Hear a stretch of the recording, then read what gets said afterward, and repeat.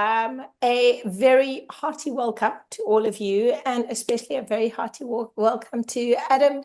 Thank you so much for agreeing to come and chat to me on my conversations in the kitchen. So, in truth, I accosted Adam just outside Woolworths. I tell you the story. I'm going to quickly just press mute. What's going to happen, Adam, is if you can just unmute yourself immediately. There we go. And then that's it. Okay. Perfect. All right. Yep. So what happened is, this is my little story. So in lieu of giving you a fabulous introduction to a genius wizard, I feel I'm very honored to have you on my show. Everything in its right time and place. So I've been struggling for many years with really bad headaches, and short of going for a brain scan, I was trying to avoid that. A friend of mine directed me to this tincture, and I'm obviously abbreviating the story a lot. And I was so desperate. I was like, okay, I don't know what is in it, but I'm going to try this thing. And all I can say to you is, within 24 hours, my headaches that I've been suffering with for 4 years disappeared.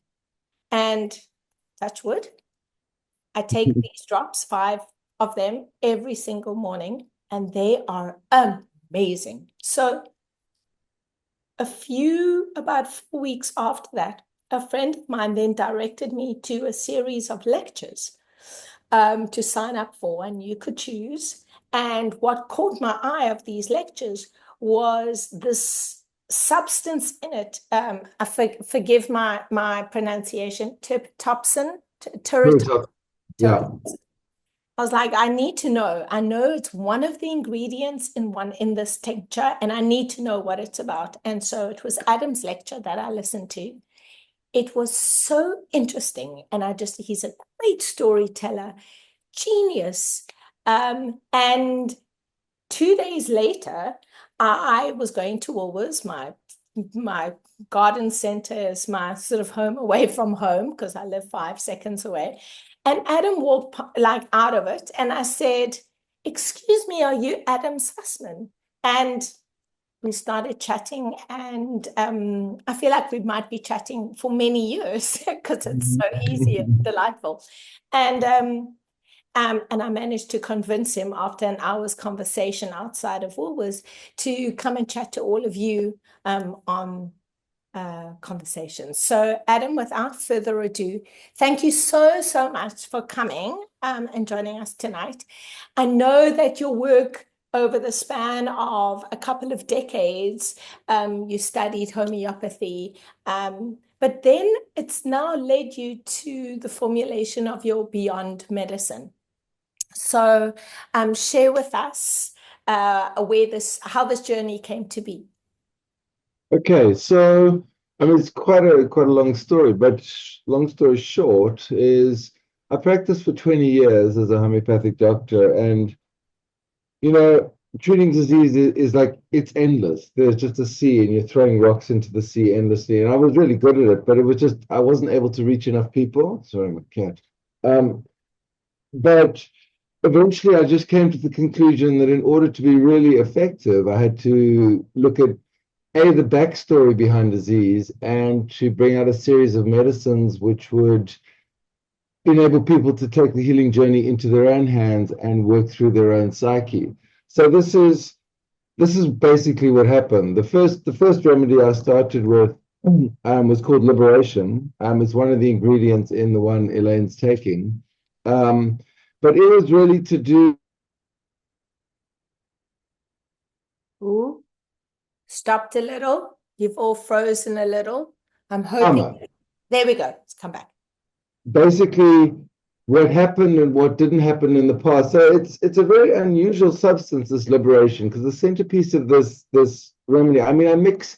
This is not traditional homeopathy at all. I've developed, my own technology around strengthening the substances, but the centerpiece of this remedy liberation was a substance called Navaratna, which is 9 gems in Sanskrit. And This was made by a 3rd century Buddhist alchemist. And what he did was he burnt 9 gems. Each gem he burned like 100 times. So as you burn these gems, each gem aligns to a planet, but it produces the substance which is able to go back in time and finish the unfinished stories. So, I mean, we think of karma as like what happened, but in truth, most of karma is like what didn't happen, like the stories that never happened, or the relationships that never happened, or what would have happened if I'd stayed with that girlfriend, or if I'd gone overseas, or done that, or kept that job.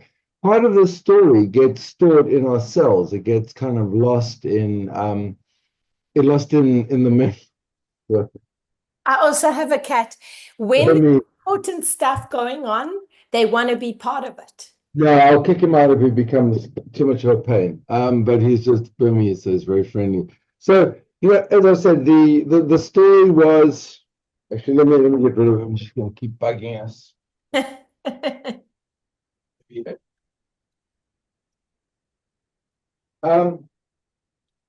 So, when you take this medicine, this liberation, it has other ingredients in as well. But what it's able to do is able to reach back into the subconscious, the unconscious, and into our memory, and finish the stories. That the stories of what didn't happen. I mean, I'll give you an example because examples show this the best. So the first time I took it, like 2-3 days into taking it, I had this very intense relationship, and then it ended. And I've never seen her again. She went off with my best friend, or I never saw her again. But part of me was always thinking, what would have happened had we stayed together? And in the dream, there she was 9 months pregnant, and we were happy. And then I woke up, and it was like, I just felt something leave me. And what was leaving me was the what would have happened had this happened story, the unfinished business of the past. So my body was able to feel it. And in feeling it, it was able to let go of it. It was completion. The symbol of liberation is the eternal spiral, the infinity sign, because it brings about the completion of these cycles. As I said, we often think of karma as like what happened, but what didn't happen is actually more affecting to us. And when you look at the whole doctrine of reincarnation, it's all about like coming back to finish stories with people. The unfinished business, like, oh, I've got to reincarnate. I mean, if one believes in that, in order to finish the cycle, meet this person, to marry them, to have a child with them, or whatever. But Carl Jung said that anything done in a dream is functionally identical to something we experience in real life. So if we feel something totally in a dream and we're able to have resolution, it's as if we've had that resolution in real life. Yeah. So, I mean, just a few more examples of how this medicine works. I gave this remedy to a friend of mine in Dubai, and she said the first day she took it, 3 of her ex-boyfriends phoned her on the same day, and each time she was like, oh, they're for an ex for a good reason, but let me check it out. So somewhere in her head, she was running these stories of like, what if I get back together with them? And this was like this hidden cache of like, maybe, we all know this story, this is time immemorial, women operate better at the men anyway. But, all this stuff is hidden in this escrow of unfinished memory. So what it did, it just brought it all to the fore. And in the day, I mean, all 3 of her exes came and phoned her, and she was able to have the conversation and realize, well, they're ex for a good reason. It's like, okay, but let me put that piece to rest. And now she's with a beautiful guy, none of these 3. But basically presented to her the unfinished business to bring about this resolution of, okay, now I'm finished with this. Now I can move on. I'll just give you a couple more stories, because, I mean, the stories really show how this medicine works. So I go to someone in England, and she'd been fighting with her father or her family for 10 years. I literally hadn't spoken a word to them. So she's driving home to her small town through very small town, and her car breaks down, happenstance, second day on liberation, to like 100 meters from their house. So she's forced to go into the house. So she goes into the house, she opens the door, her father sees her, he bursts into tears, she bursts into tears. They both hug each other, both in tears, the mother's in tears watching this, and they all cry for an hour. And in that hour, 10 years of like broken, fractaled messed up emotion is washed away. So Amazing. how this remedy managed to engineer the car breaking down just there, or is the psyche strong enough to bring about its own healing by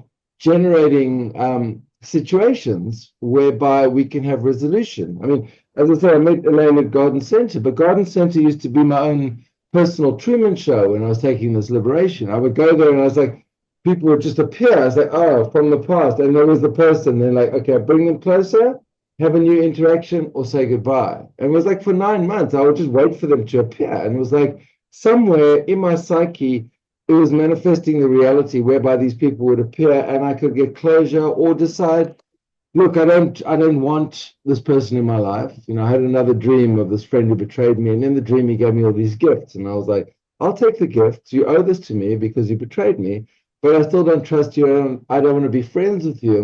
But what it allowed me to is to let go of the anger and move on. So, you know, I mean, the image I have with this is, you know, and I saw this very clearly as an image. We're like ships. And when I started this whole process with liberation, it was too much childcare, too many patients, too many bills. I was overloaded, but I was overloaded because I had this massive cache of stuff that hadn't been dealt with. Now, I mean, I'm a Buddhist and I'm quite focused, and especially with homeopathy, one has the ability to dig into all these aspects of your psyche and your awareness and your subconscious and unconscious. But somehow I completely missed this whole area. You know, this area is not really addressed by any medicine, you know. So, you know, I literally watched over 9 months as it went through old relationships, you know, old friendships, family, acquaintances. It went through all these people and allowed me to have closure with all these people just in dreams, in real life. You know, I went back to Johannesburg where I grew up, and I went to a wedding there, and I was driving through the streets and I was just like flooded with memory, just millions and millions of memories. And it wasn't good or bad. It was just like all these micro imprints that was imprinted. I mean, I believe it's somewhere on the body, but it was like we colored in all this space in our body with memory, and it wasn't doing anything. It was just sitting there, it was forgotten anyway. We couldn't even access it, but it was just clogging up space. So returning to the idea of the ship, like when I started taking this, it felt like I was just throwing bags of concrete over the side each time, and the ship was getting lighter and lighter in the water. And then instead of being this floundering ship, which was like taking on water, I was cruising around on the ocean and going back to all the places where I'd stored memory and taking the jewels from the wisdom of that, but then moving all the junk, all the skeletons off the boat. So just to clear up space. And what ended up happening was I'd had so much more energy, so much more life. You know, it's like if we imagine ourselves as a house, my house would have been stuffed up to the ceiling with junk. And it's no one's fault. You know, we're not responsible for this. We just haven't really had the technology before. I mean, I do believe things like yoga and meditation allow us to access some of this, but you know, a lot of the somatic stuff is buried in very deep levels in the body, and it's very hard to actually get to it. You know, and we're not taught how to process trauma growing up. We're like, you have a trauma, you see with an animal, the lion almost catches the buck, and then the buck will shake it off and like they'll discharge the trauma, but we just like bite down, stuff it down inside us, and it goes somewhere. And ideally, we process it in our dreams to clear it. But this takes a very active hand in clearing, you know, the dreams. So just one more story before I finish with liberation, and I'm going to move on to the rest of them. This woman her mother had died, right? And she never got to say goodbye to the mother. So there was always this like, what would happen, you know, mother. So she would see the mother through the clouds, and she could never get to the mother. But when she started taking liberation, the mother came through the clouds in the dream, obviously, gave her a big hug, and she was able to say goodbye and achieve completion and move on. And then she didn't keep tripping over like she wasn't able to say goodbye to the mother. I saw this with another guy. His friend had died, and so he put on weight because he felt guilty. He was punishing himself. Yeah, he saw in the dream that he wasn't responsible, and he lost all the weight. So, you know, the psyche is it's a wild place, you know. And I think anyone who tells you they understand the psyche is just lying. Personally, like I've gone very deep into it, and it's just this tangled rat's nest of stuff, and like we put stuff in, stuff comes out. But this medicine, this liberation it's really it's a friend and a benefit to everyone, because we all have unfinished memories from the past. We all have unresolved stuff. I mean, I did 9 bottles, so basically 9 months of this. And at the end of that, it was like arbitrary people I'd met at like weird parties from like 10 years ago or a period, but they had no real emotional charge in my psyche. It read through the relationships, friendships, family, and then acquaintances. And then, I mean, if you really want a trip, take it where you grew up and just go back to that area and just see how much memory is sitting somewhere, and it's like it just comes flooding back. And it's, we often think of like traumatic memory, but it's not even that. It's just like somehow we stored it, or the body acquires it, but we have no way of getting rid of it. And my belief is this is part of what makes us old, that we're carrying all this memory and the weight, and we slowly get more and more bound by it. And this is just going the other way. So that was liberation. I mean, personally, I believe everyone should take liberation just anyway, because it's just a benefit to you, and we can work better and faster if we're not carrying the past to every meeting. It's like you rock up at every situation, you got a backpack full of rocks, and that's called memory of the past. And this idea of like, oh, we don't want to lose memories, but I think that's an illusory thing. We're not losing anything. I saw it once as like there's a hook and there's a cell, and as we unhook the hook, which is the emotion or the memory, the cell is able to discharge its contents, and that's what's being held, and this is what's holding us frozen in time. And for me, if I don't have to reincarnate and like finish off an old relationship that got broken by doing it in a dream in like 30 seconds, that means I don't have to die and come back and meet the person again, if even. And like, it's horrendous, the implications of this. But the one that got away, that still eats at people. That's somewhere in the psyche, that's sitting there, ruminating. I mean, I originally made this remedy for people as they got older, because I wanted them to be able to make peace with the past, to let go of like, because I saw this with a lot of old people. They weren't able to finish the story, with the people from the past, because either they were gone, or they were too proud, or the other person was too proud, or there was too much history. But they really, really wanted to finish the story. They wanted closure. They wanted peace. But then I realized this applies to everyone. There's no, I've even given it to, I mean, I don't generally encourage children to take this because they don't really need it, but I've given it to kids who've had a bad time at school, and then they've taken this, and then they're like, oh, wow, they suddenly change, and they change their clothes, and they change their hair, and they go out, and they almost become a new version of themselves, because they're able to let go of that image they had of themselves. So that was one piece. That was liberation. And then I thought, okay, well, it's not just memory that binds us. I mean, memory is a big portion, but out of memory and events, we go into patterns, reactive patterns. And this is largely what homeopathy is about, is tracking and mapping these reactive patterns of, like, imagine we go past a dog every day, and every day the dog comes out and bites us, right? So after a while, we go into the pattern of, like, we're terrified, or we're aggressive, or we're defensive, or we just avoid that. But these are all patterns of behavior, and any pattern will potentially bind you into habitual action. Then, like, we always flinch when we go past that house. And I mean, that's an example of that. But I mean, there's many examples with, critical parents, or, angry children, or, I mean, the list is endless. Relationships of, you get caught in these patterns of interdependent conflicts, and it's exhausting. So I was like, okay, well, now I must take a crack at that. So I've got a couple of remedies that work with that. I worked a lot with this remedy called redemption. Now, redemption is made, I mean, bear with me, I go to some pretty exotic places with this, but there is value in all of this. But it's a remedy made from this plant.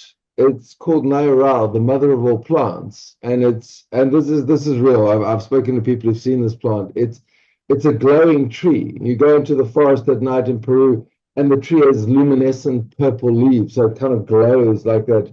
That tree in Avatar. It looks like that. But the gift of this plant, what it did for me is, like, okay, so when I took it after couple of weeks, what it gave to me was, I always have these dreams of houses, and the house, the symbol of the self. We all know this, but often in the dreams, I'm decorating the house or changing it or renting out rooms, or I'm doing different things with this house. And like, okay, that's obviously how I see myself. But in this dream, after taking this redemption for 3 weeks, the house was destroyed. And I was sitting on the rubble thinking like, hey, what am I going to do? What am I going to do now with this rubble? And thinking, I mean, those dreams are kind of quirky. Do I have enough Lindt hazelnut chocolate to pay the workers to build me a new house? I mean, this was just my kind of room space. But, when I woke up, I was like, a moment was like, oh, what have I done?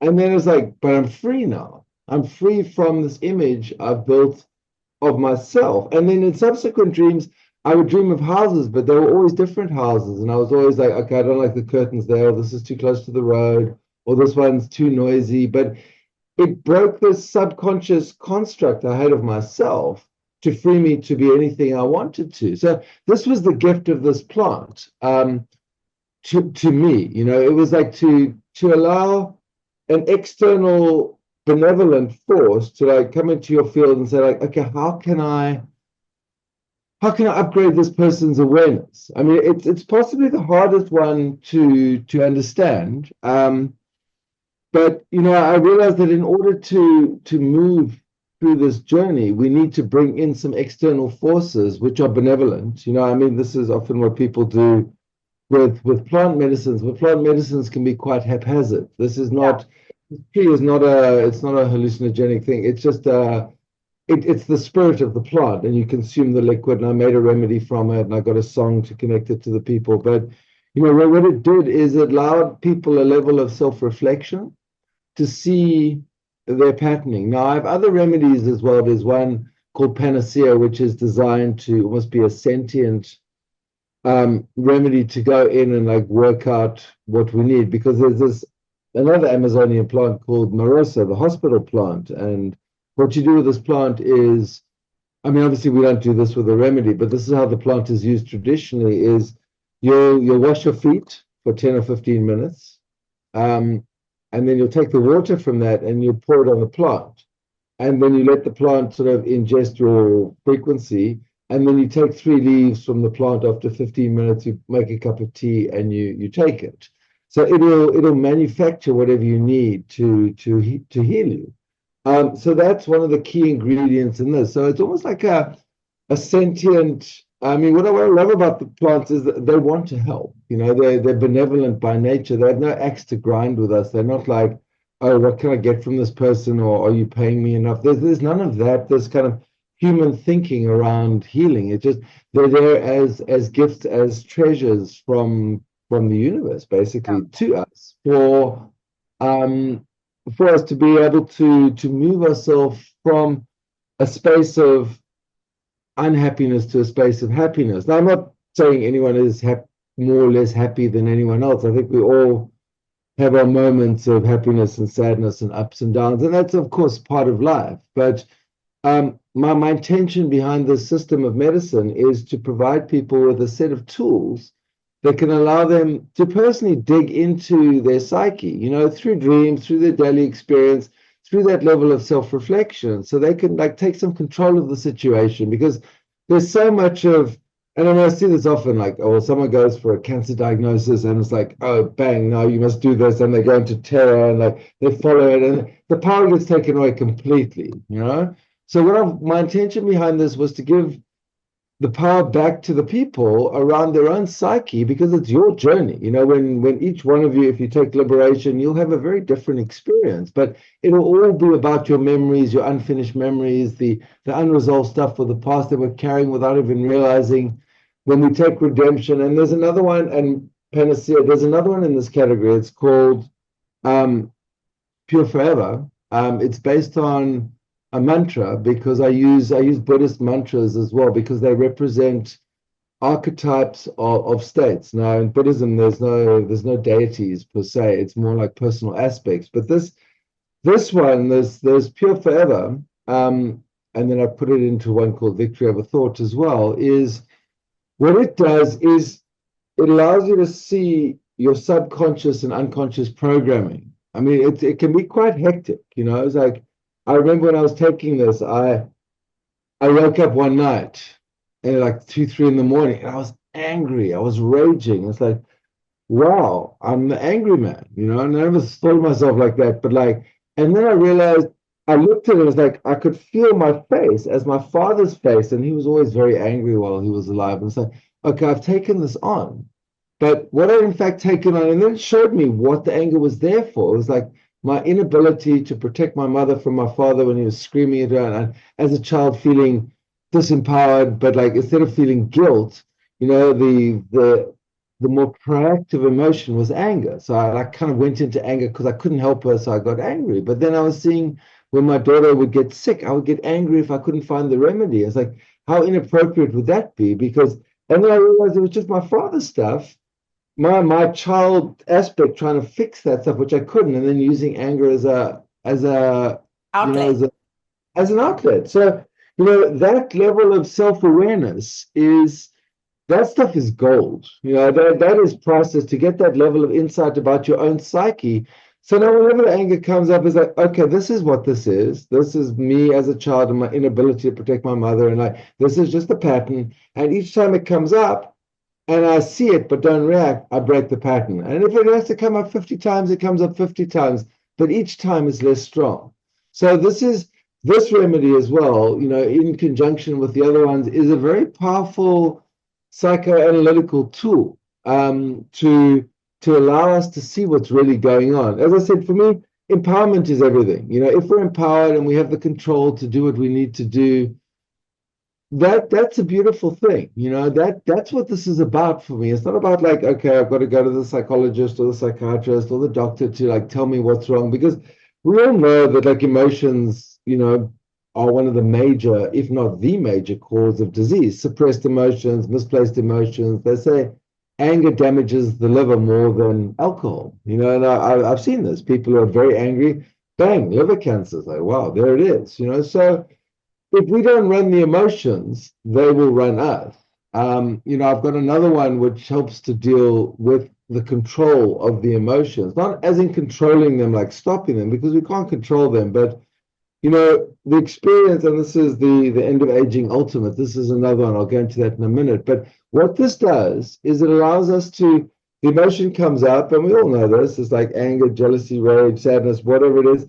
And then it's like, if you can say no, and it actually just goes away. It actually just stops. I mean, the first time I did this, I thought I was like grooming, you know, like, how can this be? I've fought with anger or whatever my whole life. And then it was like, it wasn't even anger, it was like, I was just pissed off with my sister about something stupid she'd done. And like, I was just like, okay. And then I said, stop, enough. And it stopped. It's like, wow, I can actually turn my thoughts off or my emotions around this off.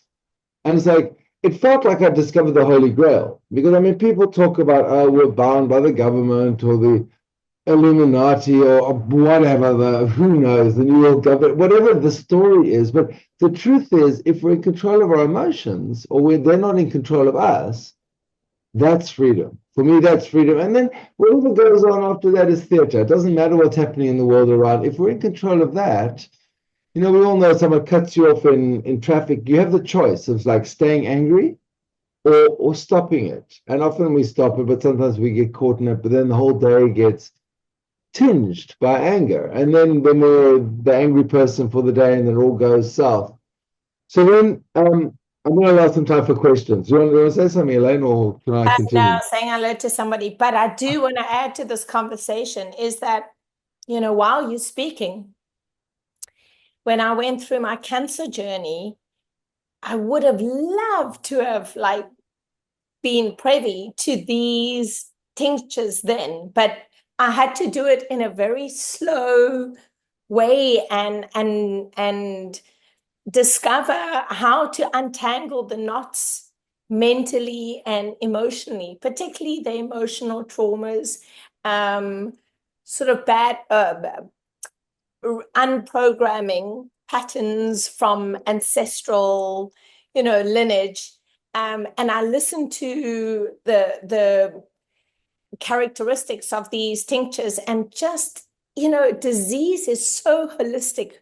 Mm. So often people say, well, this person was, they were so fit and then they physically and then they, got cancer, or they, thought so positively. And because we have to address those four bodies, and there isn't a good enough platform, certainly under the Western medical sphere, that supports the emotional and the mental bodies. Well, Um, for so me, Elaine, yeah, if you're not doing that, you're always going to be losing. You're always cleaning up. You're leaving the tap on while you're mopping the floor, because until you actually get to the tap and turn that off or get some control over that, we're at the mercy of it. yeah, I realized I was being kicked around by anger. Anger would ring the bell, and I'd like good little poster boy. I'd show up and I'd go, I'm the angry man, like whatever. But and there was always a perfectly good reason to be angry. Oh, you're angry because everyone's an idiot, da, da, da. Or that we always have the most brilliant story, tailor-made story for why we should be angry or sad or depressed. Or there's always a fantastic story. But ultimately, it's all bullshit, because it's us that are being tormented by our own story. But when we can actually take control of it and put it over there and say, like, hang on, I know where this goes. I know where this state of emotions going, and I know it always takes me to a bad place.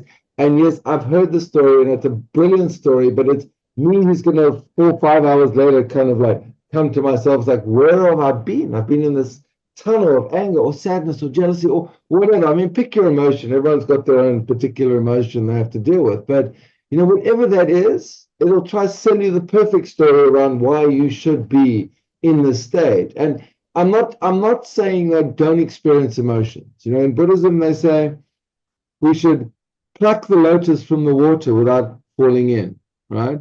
And I believe this is how we should relate to emotions. We should go into it completely, engage with it completely, and then drop it. Like, eat the perfect meal and then walk away and not have a moment of longing. Because in Buddhism, desire and aversion, attachment, these are the causes of suffering. But if we can engage it completely, go away and not long for it, then we're not suffering anymore. And the emotions are like the six horsemen that come in to like usher in this whole movie. So, this is, as you say, the world needs a system like this to give people the control of that, because, and I think with all the kind of crazy vaccine stuff, everyone's lost trust in a lot of the governments and the pharmaceutical industry and whatever. So, but they still need some sense of support. So that's what the system was about, to give people some sense of empowerment. But yeah, then let me come on to the next thing, the jellyfish, the Triratopsin, because that's like you referenced that. yes, So there was memories, emotions, patterning, self-reflection, subconscious, that stuff, which is massive in itself. But then I realized one of the major causes of disease is age. The truth is, as we get older, systems start to break down. Things don't work as well as they did. Things start to become, they talk about zombie DNA, as copies aren't copied properly, and then irregularities creep in. And we get older, we get more tired, our joints get more sore, everything becomes more of a hassle to do. It's like physically we don't feel like exercising as much because we have less energy. This all happened. I thought, okay, let me address this. Let me take on time, literally. And what I came up with was the immortal jellyfish. Now, this is a fascinating little creature. It's about this big. It's the size of your thumbnail, and this thing just floats around the ocean. And when it gets injured or old, it sends a message to itself, to its DNA, to regenerate. It turns back into a blob of stem cells, and then like a flower. You imagine the rose gets old, and then it blooms. It turns to mush, and then it blooms again. That's what this jellyfish does. I mean, it's this fairly kind of miraculous creature that is able to regenerate itself endlessly. So, I mean, obviously, I'm not in my kitchen with my Vitamix grinding up jellyfish. I was able to extract like the message from the jellyfish of, as it gets the shock, it begins this process of regeneration. I was able to capture that. I put the jellyfish back. It went back to back over, and I got it from Japan. went back to back over and it went swimming off into the sea. So I was happy, but I was able to capture this message of regeneration. So the message that the jellyfish sends to itself is like, return to an earlier version of yourself. Now, obviously, this message is sent to a jellyfish which has very specific DNA around regeneration. It turns on and off genes. It does crazy stuff that we're not able to do because we're human. But what it does do to and for us is it says return to an earlier, healthier version of yourself, a younger version. Obviously, the younger version is healthier because younger is healthier generally because cells age. So, when I first started making this, I made it, and then it was actually during COVID that I made it. And I was like, when I first made it, I had it there in this flask, and I was like, well, but if I take this and it turns me into like a 6-year-old, I've got like an 8-year-old daughter to look after. Like, who's going to drive her to school? I was like, should I, shouldn't I, should I, shouldn't I? I was sitting there watching this flask and then debating, like, but I've gone all this way, so I've got to do it. So I took it, and what happened? I made many different versions of this, and I mixed them with mantras, but was the sense of life force returning, like wounds healed faster, the body felt more alive. I saw people who were walkers became runners, runners became trail runners, trail runners became kite surfers. I used to do a bit of walking, then I added swimming onto that as well. It just, one's level of energy boosted up to a level where one just felt like doing it because you had more energy, and in that you would make better food choices. You would feel like doing the exercise because there was no impediment to it. The body felt strong. I remember going up a hill once, and it's like I was just breezing up the hill. There was no. Please come back. You just cruise up the hill. You don't even think of like, the weight in your body or the drag or the, oh no, I'm going up the hill now, or the aches and pains or like the out of breath, whatever the story is. There's always a story, but the sensation of being young and being alive and being full of life was what I returned to people. Now, I call these immortality, this range. Subsequently, I isolated the protein and built it out of brown rice proteins, and I put it in a separate body range. I've got a tooth range, a hair range, a body spray. I've got a cream. I've got a balm. I put this jellyfish in all of those. But what I found with the actual frequency-based one, and as I said, it's not just a single frequency like a buckflower or homeopathic remedy.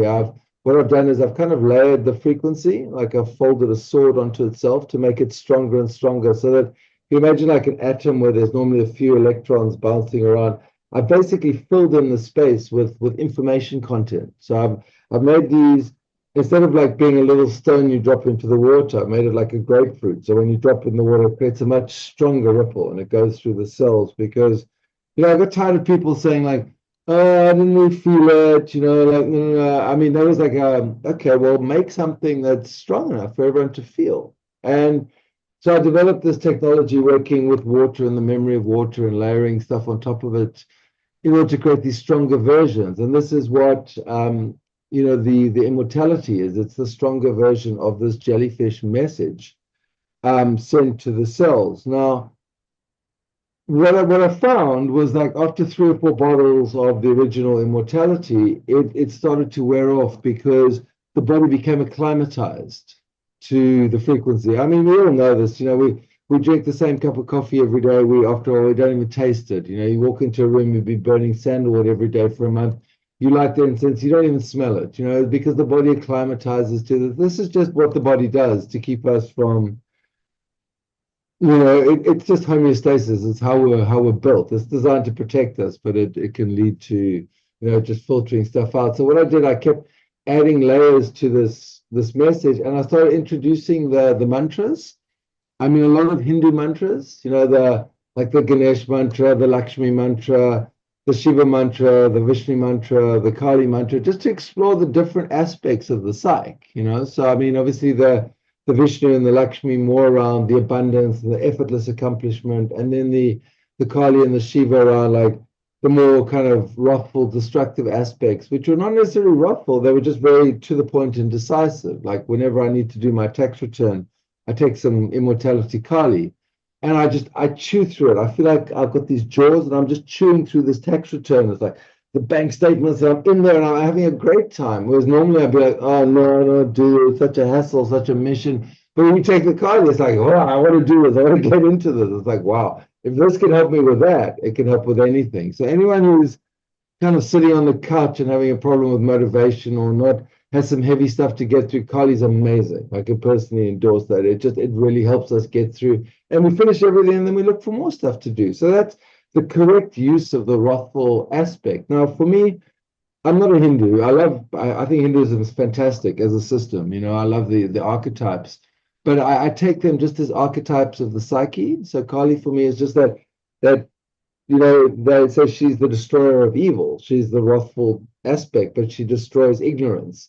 And it's also that sometimes we know we need to be hard and sometimes we need to be more gentle. Buddhism has peaceful and wrathful aspects as well, because sometimes we need one, sometimes we need another, with childcare, with relationships, with life. It's just the way of it. And to be able to bring in these forces and almost to like relearn these forces as archetypes so that we can actually take them, ingest them, embody them, and then go out in the mood of like, I'm now this archetype of creation and everything is going to happen to me, or for me with this.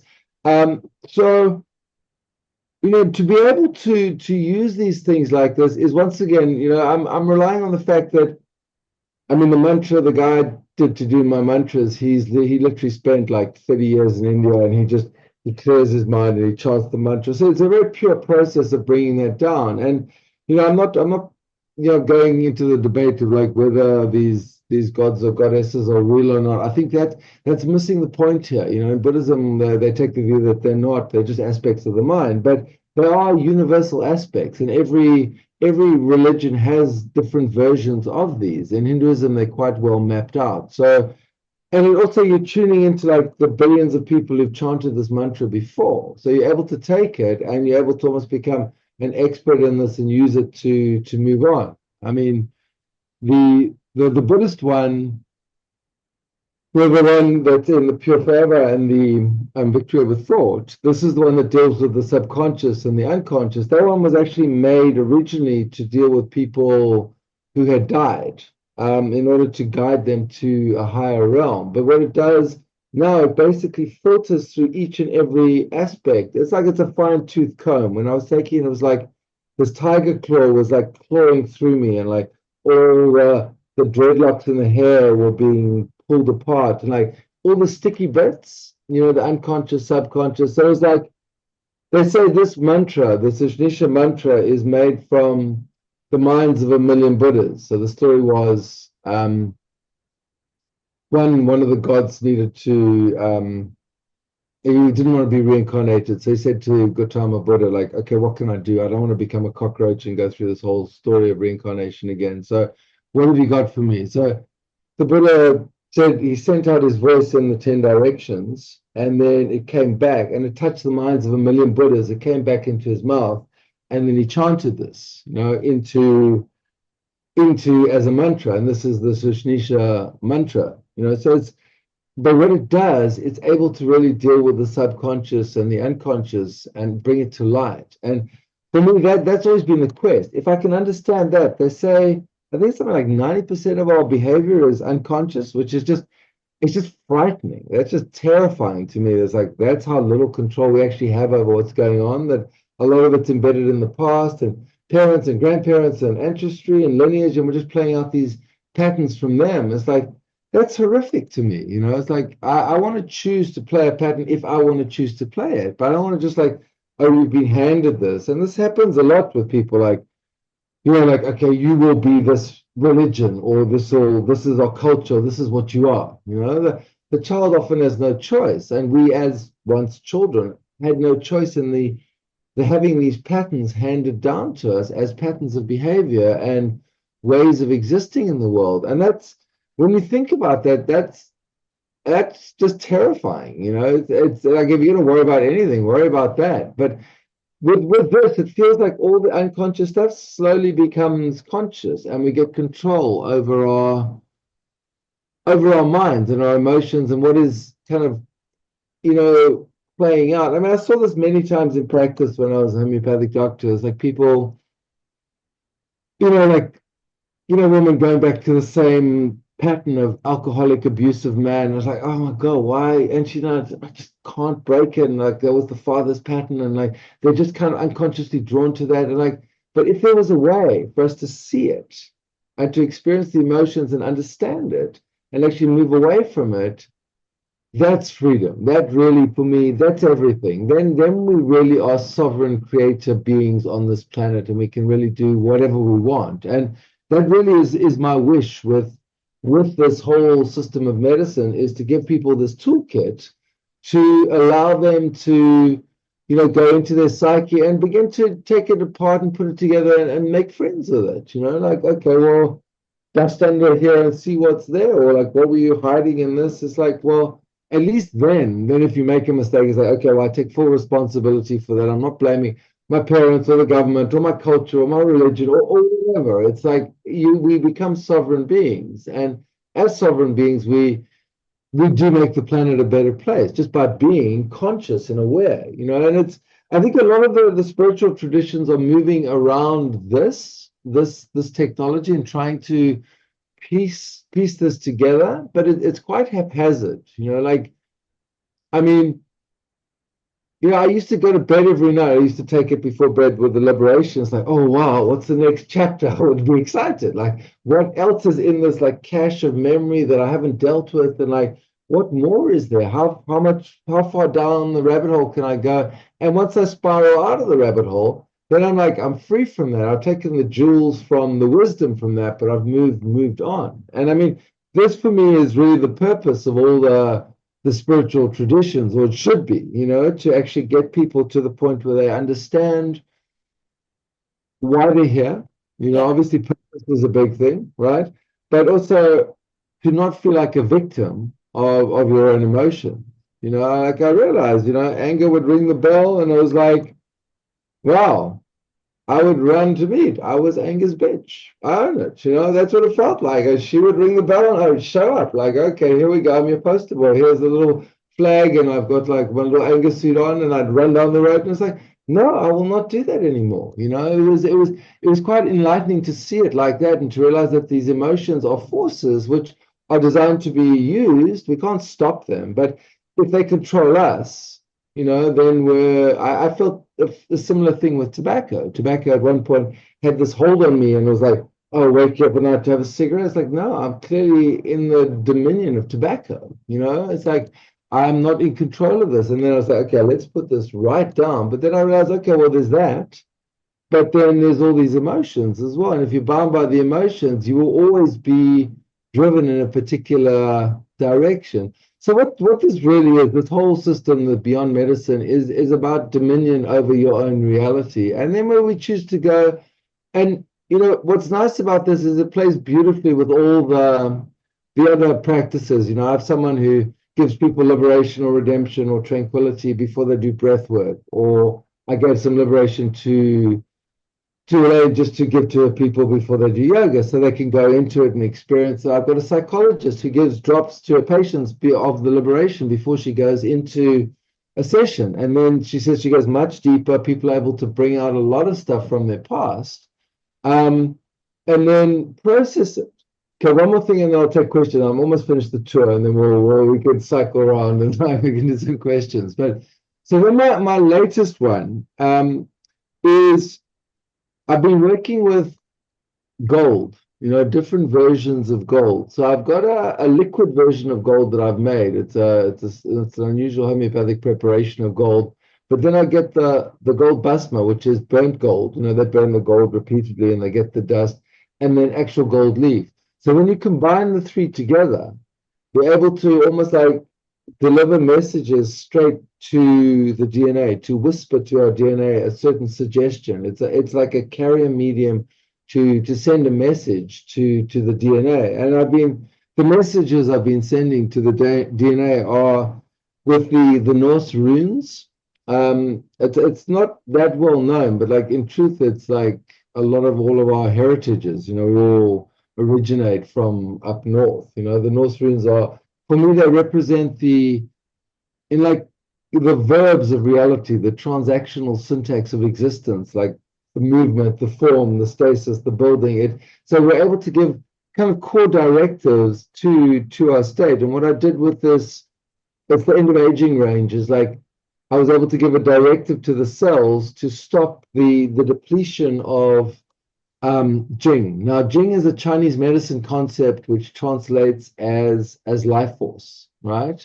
Now, the Jing is responsible for everything from like good teeth, healthy hair, faster nail growth, libido, energy, you know, capacity to do things in the world, like our ability to actually get up and engage with the world. You know, like our desire to like, wow, I wake up in the morning, I want to do stuff, not like drag myself out of bed, chug down a cup of coffee and sort of kind of crawl into the day, but like wake up like, okay, now I'm excited. I've got the capacity to want to do things, to start new projects, to engage new businesses, you know, because I mean, as we get on in age, you know, that capacity diminishes. And this is what we see with Jing. They say after age 30, you know, it starts to diminish, and it's seen in like our capacity to want to do new things. Like as a 20-year-old, well, I'd get up and like we'll put on a backpack and we'll go overseas.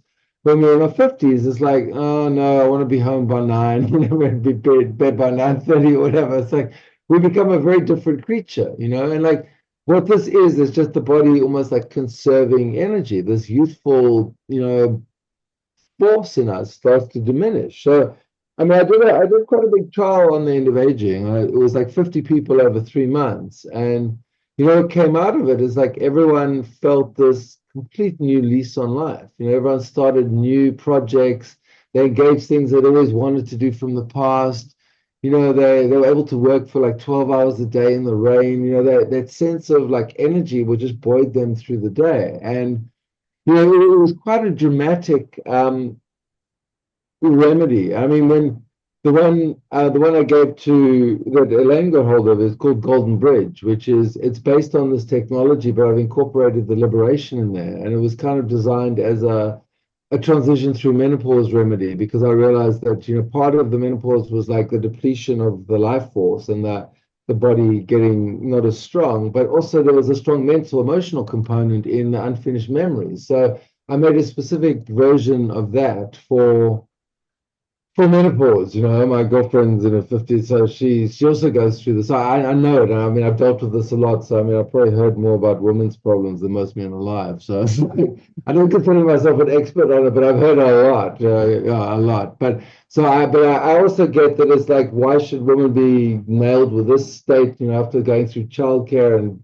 all of that stuff, and then they have all this other stuff. It's like, so this was an attempt to address this because women kept coming to me saying, like, what have you got for menopause? And I'm not saying this is the be all and end all of menopause. It's a complicated thing. I think anyone who says they've got the answer to that is just delusional and dreaming. But this is a component. It is the Jing, which is the life force to make you feel stronger. And it is getting rid of a lot of the memory.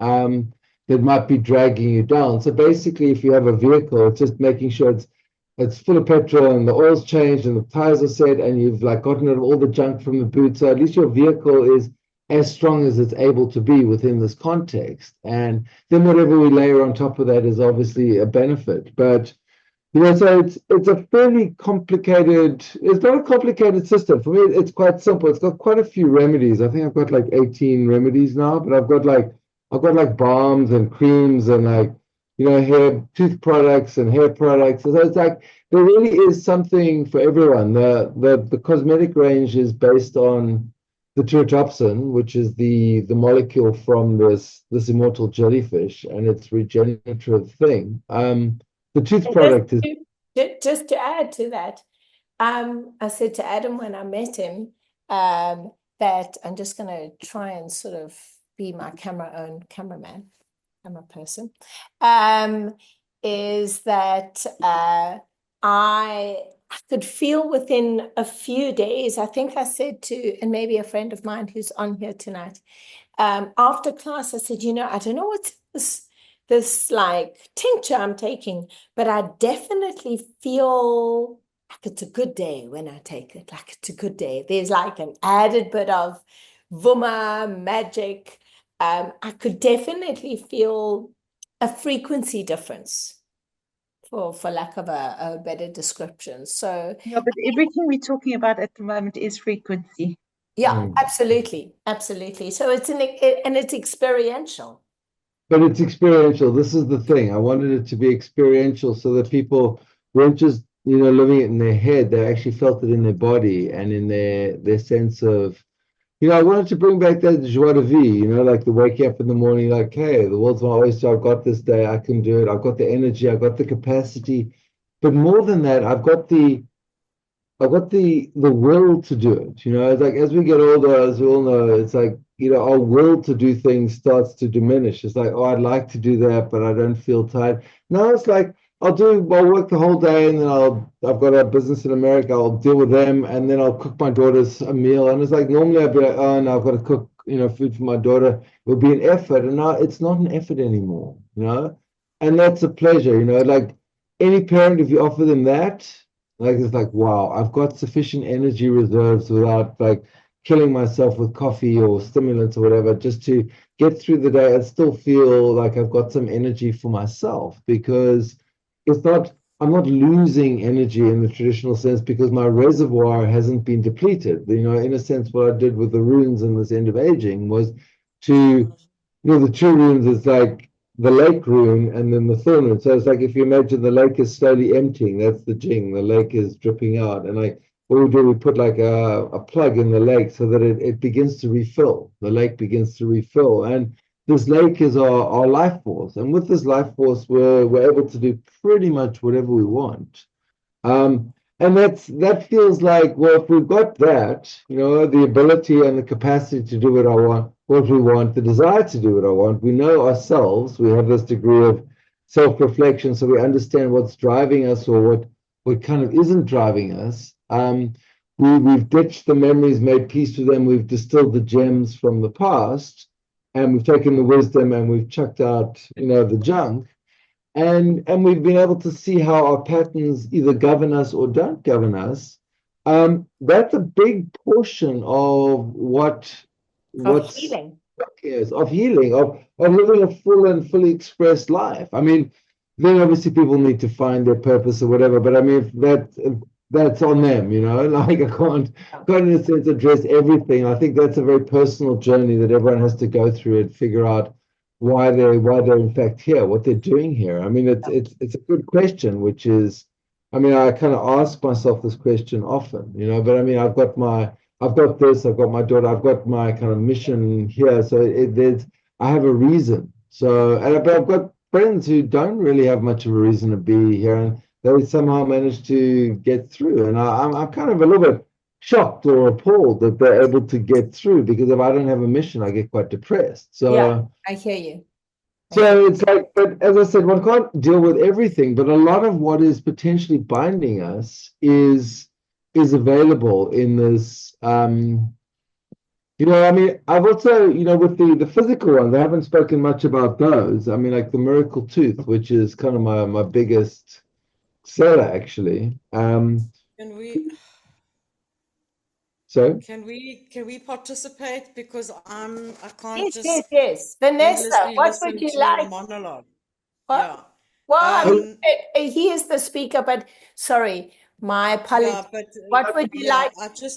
I feel like first of all, I don't, the thing is that for me, do you need to believe in this in order for it to work? Does it just work because no, someone has taken a jellyfish and taken the DNA and done a mantra and mixed it into some vibrational thing on a certain day, that person is going to take it and then feel that they have purpose and vuma? I'm a clairvoyant psychic, and I'm finding this like a far reach, to be honest.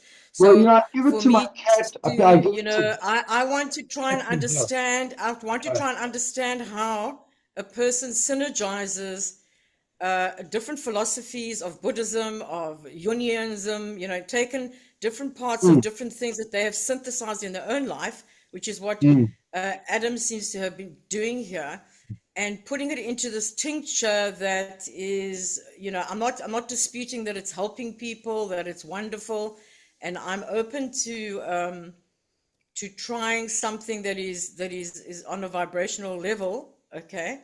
Because I also believe that's the work that I do. I communicate with people that are not even here anymore, and so I totally understand all of that.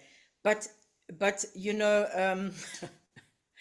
I want to have a conversation about how do I can take a lot of vitamin B's and have purpose and feel quite motivated for my day without having to sort of take a bit of jellyfish or a bit of whatever. So it's interesting that this is what you're presenting here. I give it to dogs and cats. I have a version called Immortal Pet, which I give to dogs and cats. And what people often describe, and the cat or dog doesn't know what it's taking at all. They just take it. And what often happens is the old cat suddenly starts to come back to life, and it jumps on the couch, or it gets more active, or I've got someone whose dog had cancer and has been giving the immortal jellyfish, because the immortal jellyfish stimulates the immune system, which is what keeps cancers in line. So, she just regularly buys this, and the dog is cancer free.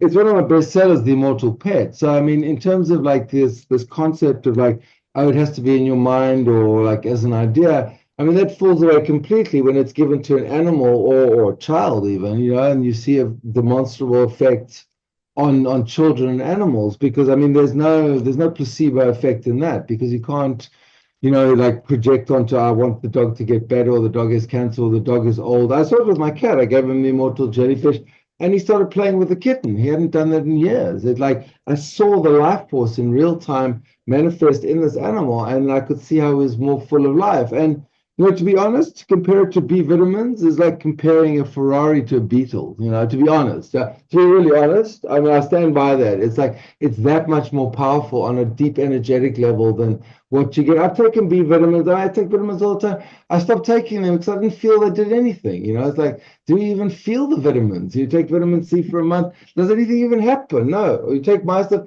you feel it. There's a demonstrable effect that's not part of the mind. In anything, there's going to be an aspect of the mind at play. If someone wants to block a chemotherapy drug because they have an aversion to it, they'll block it. The mind will say, no, I'm not going to accept help from this.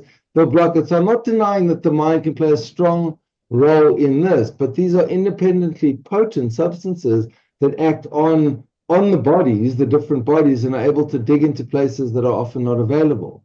So I hope that answers your question. Yeah, it does. I'm fascinated with how you can come up with how vibrationally you work with these things. Like you're talking about gold now, you're kind of like this modern day alchemist who's saying, I'm going to alchemize, I'm going to turn straw into gold for you people. And then you're going to take this, and then you're going to just sort of have an amazing life, which is fantastic, and it works. But I'm trying to understand how, the homeopathies are one thing where you, for what I understand about homeopathies, you take a bit of the poison, a bit of the disease, and you kind of put it in the healing part thing. Well, let me clarify that. Homeopathy is based on the principle like cures like. So you find a remedy as similar as possible to the state, and you prescribe that. And yes, we do use poisons, but we use minerals, we use plants, we use animal products, we use milks, we use lights from stars, all sorts of stuff, even radioactive substances. But, what I'm trying to do here is to move away from like targeting specific disease states and look at substances which are, beneficial to the human field in general, and then combine them in particular ways. Because, you look at liberation, it not only has these 9 gems, but it has a substance called shungite, which is useful to block, EMF, and it's useful to purify water. Shungite, yeah. So, and like water is the main component of blood. So as it's filtering the blood, the memories are coming up, it's filtering the blood, it's helping it to exit the body. So, and there's always going to be skepticism. And I don't blame, when I hear it like myself talking about it, it sounds pretty fantastic. But, it's like, I obviously try things on myself, and then I do extensive trials on people just to see how they react to it. And, when I find something that really works or people really love, I stick with that product. So, But I mean, there's only one way to try it, is to try it. But I mean, the fact that it works on dogs and cats means the placebo effect, you can't, I mean, the placebo effect it applies to everything across the board. And, it's like, I have moved from homeopathy into more of an alchemical format because, but it's almost like alchemy plus the religious format. Like, let's look at all these beautiful things from all these different traditions. Let's distill them, because water, it has a lot to do with the nature of water. And maybe this is where your question is coming from. If you think of distilled water as this sponge, right? It's the substance which can absorb whatever you put into it. So the nature of homeopathy and the tech I've developed is around imprinting and strengthening this vibration, But if we can imprint this, the guy chants the mantras, he chants, 108 times, he'll chant it into distilled water and then make it into a remedy with Sakasha, he gives it to me, I further amplify it, and I add it as an ingredient, like you would add a bay leaf or some salt or a chicken to a soup. I'm using these as like ingredients to cook up specific states that I see a need for. Often there's a lack, and there's like, okay, well, let me see if I can fill this lack. I have a remedy called creation, which is, I designed this remedy around the idea of like the best day ever. So I looked at it, it's like, okay, let me break it down. What does my best day ever look like? It's like, okay, I want to be enthusiastic, I want to be playful, I want to be engaged, I want to be outgoing. So let me find substances, and it's like the reishi mushroom, and then the royal jelly, and then the light of Jupiter, and the protein nectar, and like, let's put all these things together to create this feeling of, I feel great, and I'm going out into the world, and I'm going to engage with the world better. I became a better person when I took creation. I would literally go and I'd be engaging with the petrol attendants, or I'd be in Woolies, I'd be chatting to the staff there. Before, I'd be way too in my head and like, oh, I'm in my own little space. Then I was like, this person's in front of me, let me engage with them, So that's part of the healing as well, as engaging new patterns of behavior,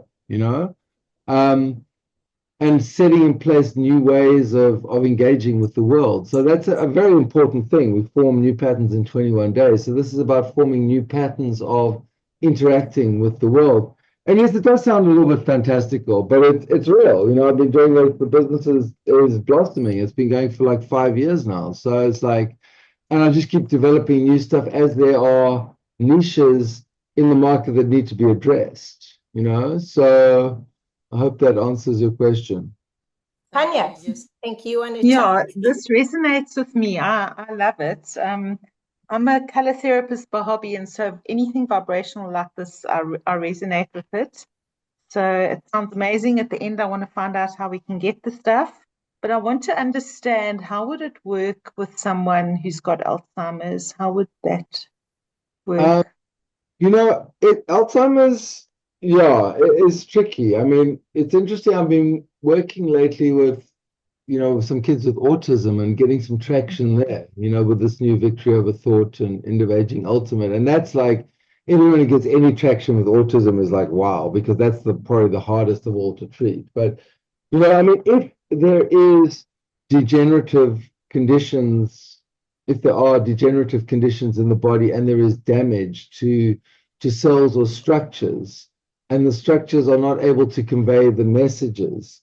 I mean, to use an analogy, it's like, well, you can't send a car down the road if the road is smashed. So it's like, it depends on how bad the situation is with Alzheimer's, how far gone they are, and it really is case by case with everyone. It's hard to make predictions, prognosis. Those progressive degenerative conditions are they're very tricky, because it's like a lot of the hardware is gone, and like, oh, if there's no hardware, like even if you send a message, it gets to the junction, but the bridge is out, unless you build new structure. But, brain nerves, grow like 1 millimeter a year. It's like, it's painstakingly slow. So to rebuild new structures, if new structures can even be rebuilt, is often tricky. So it's case by case, but what we can do, in place of that, is to kind of make them more emotionally comfortable, to make them happier as individuals, so that the experience of Alzheimer's is not as hectic for them and for those around them.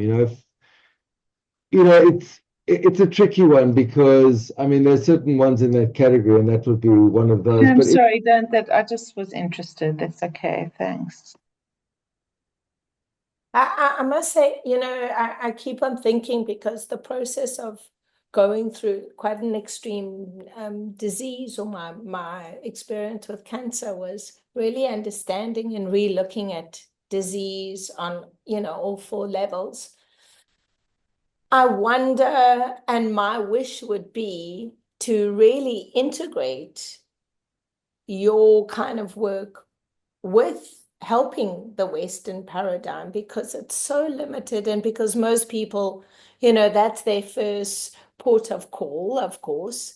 I had to do 2 years by myself of like a lot of psychotherapy, a lot of like just unearthing really old patterns. And I mean, the processing I had started in my 20s, and when I got diagnosed, I was in my 40s. So it wasn't new, but gosh, if I had had the support of this repatterning and reprogramming, you know, it would be amazing. So people who come to you because they want to, but I think if there was also like people who needed the guidance while they were going through this sort of unleashing of various karmic things, taking one of the tinctures when they were going through maybe a treatment, or looking at like a disease that might be a little bit more like where you really need to, like, breast cancer is like, for example,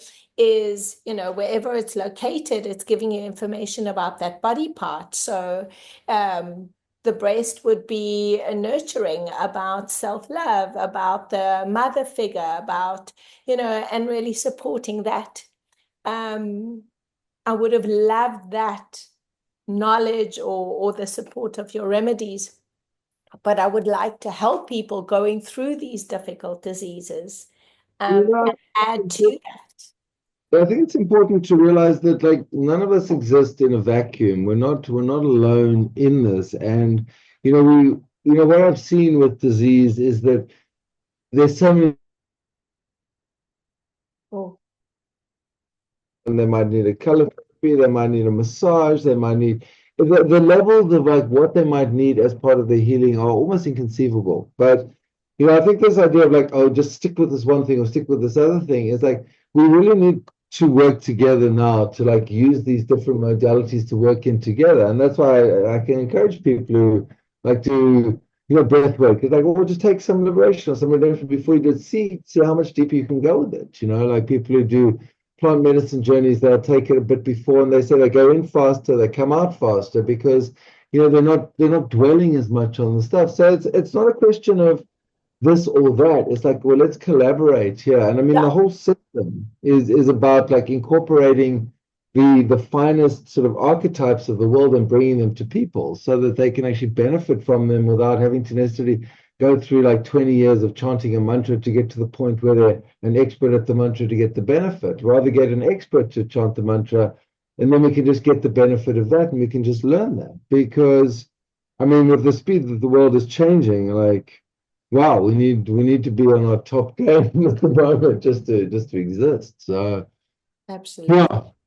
I mean, to me, that collaboration is really that was what my real understanding eventually of yoga was the union and the coming together. As in yoga, there are the four strands and, the four bodies, and as our physical bodies is made up of those four bodies, the coming together would be ideal in healing. No, I mean, this is really what we're looking at here. Is like just adding another like feather to our, another arrow to our quiver, so that we have this ability to go places we haven't been able to go to before. I mean, just that liberation, that 9 gems, that was like, it was such an eye opener that this was actually available as a technology, and this had been around since the 3rd century. Like, wow, someone was that on it then, and like only in India would they burn like at each gem 100 times. I would just look at I mean, I don't even know how he came by this. It was like, wow, what a strange and magical story. But there it is. You can buy this Navarat, and it's quite expensive to get it from India because it takes a year to make, because Wow. each of these gems and each gem aligns to the planet. They all have to be burnt 100 times.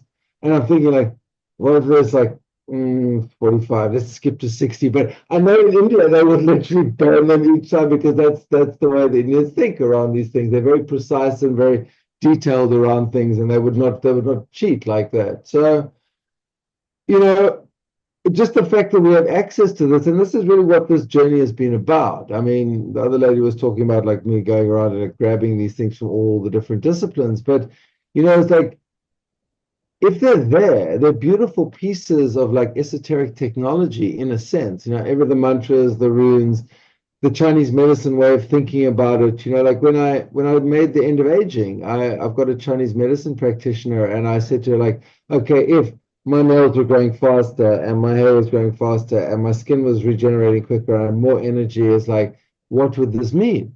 She would like, oh, that's your Jing. Your Jing is increasing. And it's like, is this possible? It's like, well, normally not. You can stop it slow, but to go the other way is thought to be impossible. It's like, well, let's jump into the impossible and like crack it open and let's see where we can go with this. I mean, the sky's the limit, really, The limit.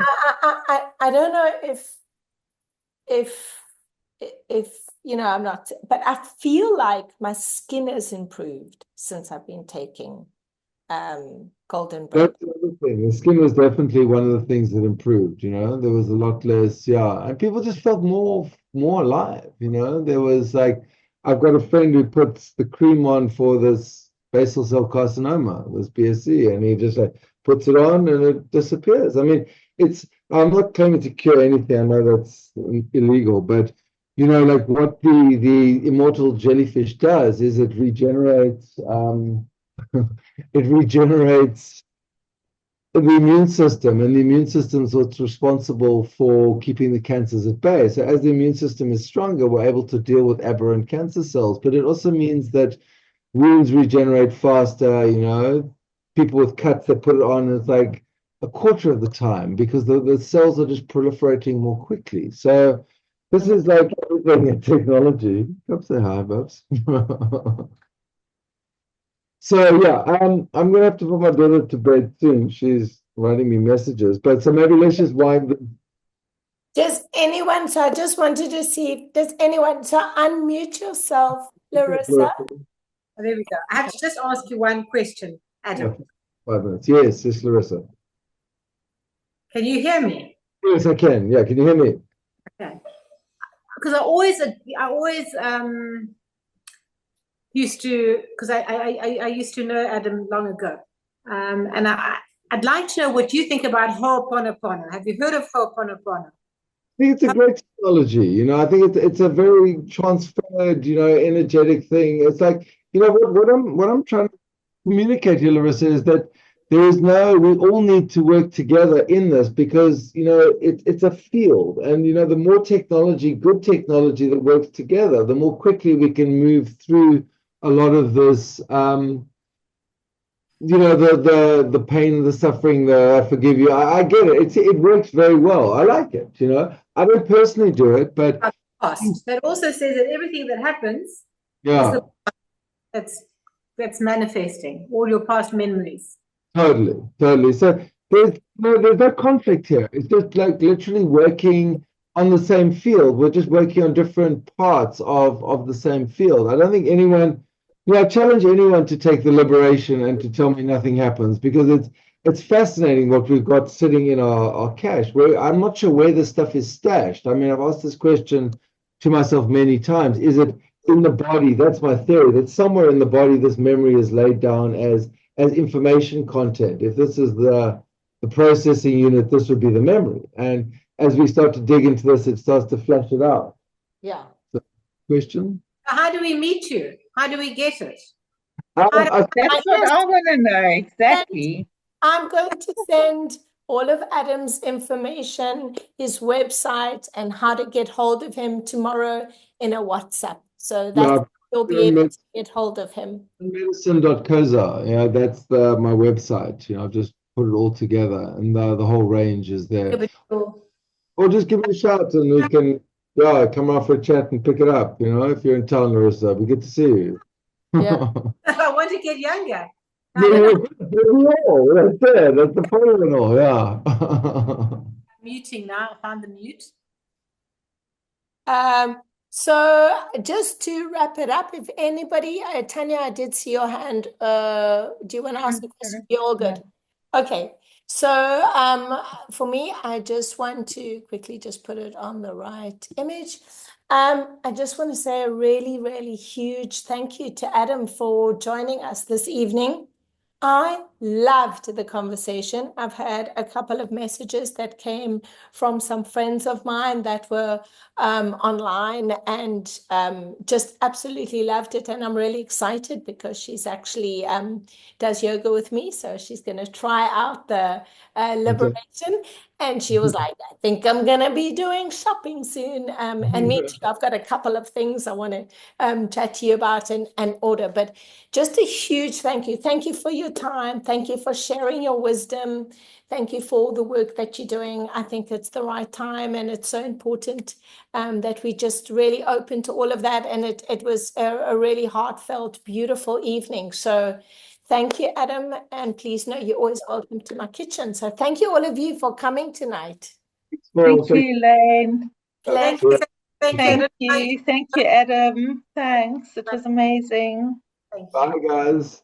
Bye. Lots of love, everyone. Bye-bye.